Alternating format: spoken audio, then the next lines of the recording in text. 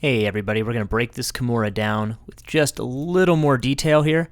What we're starting in here is a mount. Typically I use this when people start to push on my hips, especially when you have a bigger guy who's trying to bench press you off. This Kimura is just easy as can be.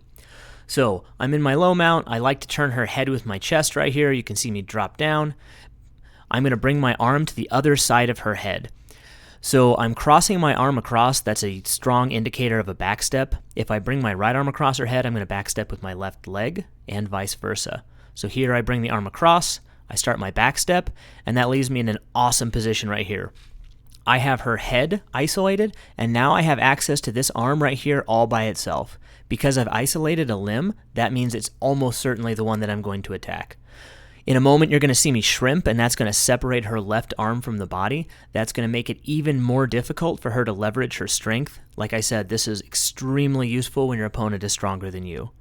So here you see just a little shrimp. That locks her arm in position. I'm camping all my body weight on her left arm right here, and that makes it tough for her to move. She has her right arm right in position for me to attack.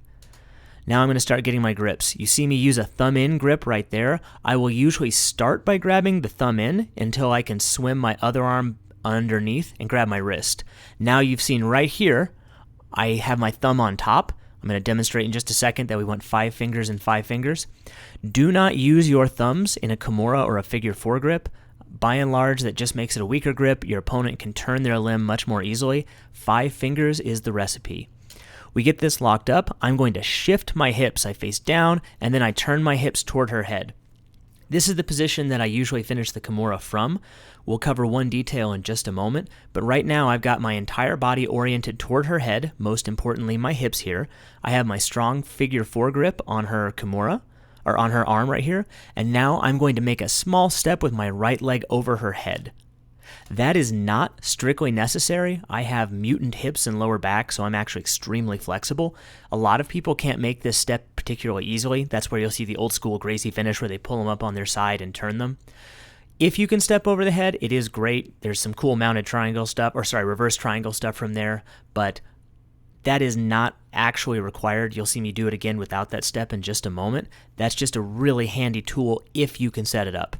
Now from here, I'm going to lift, and the most important thing is this right arm.